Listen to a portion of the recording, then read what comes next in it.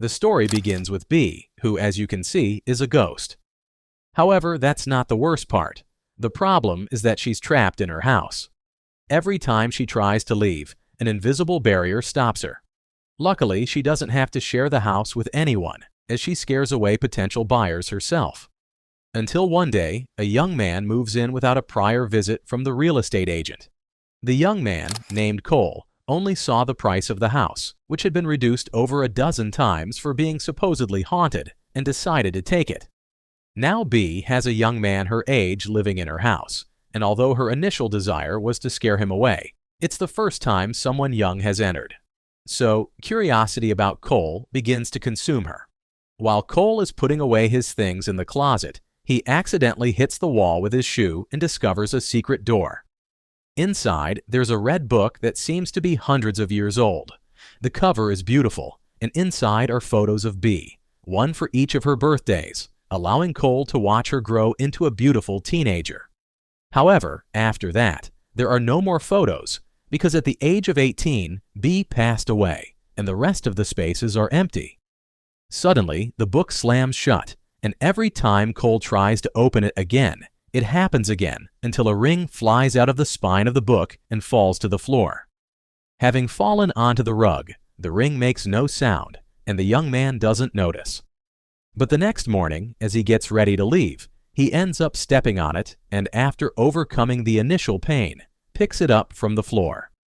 It's a gold ring with 4 precious stones that shine even without direct light. Its glow is mesmerizing, and Cole can't resist putting it on, but as soon as he does, he hears B's voice right behind him. When he turns around, he sees the girl from the photo. B is very happy that Cole can see her, but fear forces him to take off the ring. At that moment, he runs to check the book and compares the ghost he just saw with the girl in the photo. After a few minutes, he puts it on again, and B is still there. She begs him not to take it off. It's been over 100 years since she was able to talk to anyone. She tells him a little about her story to calm him down and make him understand that she won't harm him. It turns out that on her 18th birthday, she went to the National Museum for a tour and saw that ring on an exhibit and stole it. She didn't expect anything bad to happen. She simply got carried away by its shine. But as soon as she left the museum, she was hit by a car. When she woke up, she was in her house. At that moment, she thought she was lucky to be alive, but when she tried to leave, she ran into the barrier, and it took her time to realize that she was actually dead and trapped in the house. After what seems like an eternity of talking, the young man tells her that he needs to focus on his homework and takes off the ring. He doesn't want to be friends with a ghost, but B doesn't plan to leave him alone. He must understand that she has gone a century without talking to anyone, and once you start, it's impossible to stop. While the young man tries to do his homework, B doesn't stop asking him about the posters of artists he has taped to the walls, and they discover that they both love music. B grew up in a conservatory, so she can play many instruments.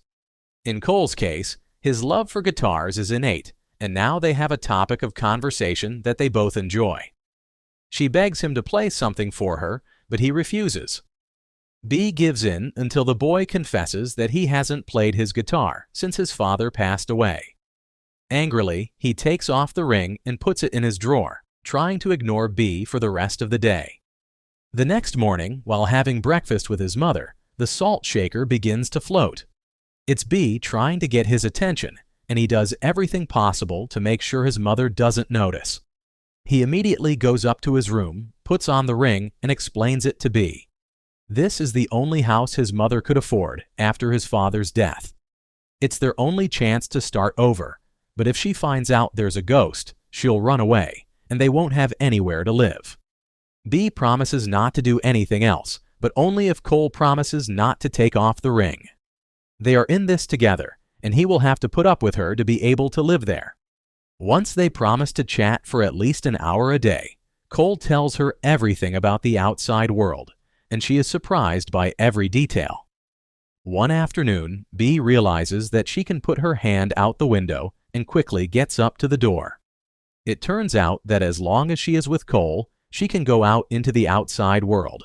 So it's time to take a walk and see everything she has missed during this century she has been locked up. From self-driving cars to the new music that seems unknown, everything is extraordinary for B. However, what surprises her most is Google. The ability to see everything that has happened in the last century and have access to all that information consumes her for hours until night falls and they return home. Before Cole goes to sleep, B begs him to take her to school tomorrow, but the boy isn't too sure about that. If he is seen talking to himself, it will be a disaster. Although Cole refuses, B follows him the next day, and while he is walking down the school hallways, Lydia, his crush, hears him talking to himself and asks him if he's crazy. Unable to invent a credible lie because B keeps talking into his ear, Cole breaks his promise and takes off the ring, getting rid of B for a few seconds and being able to chat with Lydia. Lydia notices the ring and asks him where he got it. Cole tells her the truth.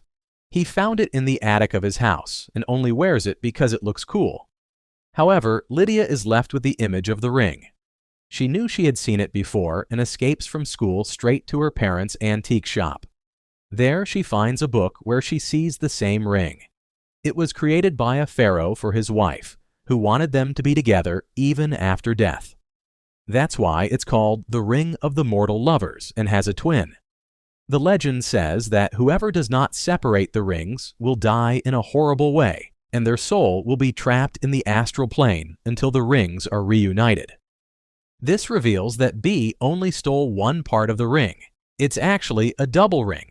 The next day, Lydia tells Cole everything, and he confesses that a ghost has been haunting him since he started wearing the ring. Lydia shows him that the other part is about to be auctioned. If they can reunite both parts, the ghost will leave him alone and move on to the afterlife. Excited, Cole returns home to tell B that she could be free, but upon arriving, he discovers that she has decorated his entire room like a stage. She wants to hear him sing, and Cole doesn't have the courage to tell her the truth for the moment, so he just humors her and plays his guitar for her, triggering an extremely romantic moment. For an instant, the boy comes to think that B enjoys her life as a ghost, and that maybe she doesn't want to be freed from the curse. So he doesn't tell her anything that night. A few days later, Cole receives a message from Lydia, asking if he bought the ring at the auction, but he had completely forgotten, and it was sold to someone else. B notices his strange behavior and asks him what's wrong. Feeling that he is trapped, Cole confesses everything about the curse that keeps her captive and the possibility of being free. At first, B gets excited. It's been so long locked up, and now there's a light at the end of the tunnel. But then she realizes that Cole knew this for days and didn't tell her. Furious, she confronts him for lying. She's not his imaginary friend who is there only when he needs her. She was a real person with friends and family. He has no idea what it was like to watch them all die and stay young and sad for so many years. After the argument, Cole finally realizes the mistake he has made. But the auction is anonymous. No one knows who bought the ring, and now he has lost B's trust forever. She asks him to take off the ring. She no longer wants him to be her caretaker. So Cole leaves the ring on the school piano. Later that day, Lydia, who came looking for Cole, hears the piano playing by itself and puts on the ring. With a smile, she greets B, admitting that this is not the first time she has seen ghosts trapped in this world. Her family has owned an antique shop for many years, and this is more common than she thinks. That night, Lydia finds Cole, who has important information. The auction house sends the items 48 hours after they are sold, so the ring must still be at the museum. If they hurry, they might have a chance. But first, Cole has to offer a sincere apology to B for lying to her. Once resolved, they set off for the city. Using her ghost powers, B manages to open each door without activating the alarm. In the warehouse, they find the box with the other part of the ring. It shines just like its counterpart. At that moment, Cole asks her if she's ready. She looks at him with love and says yes, but just before he takes off the ring, She stops him and leans in to kiss him. With this kiss, Cole finishes taking off the ring, and B disappears.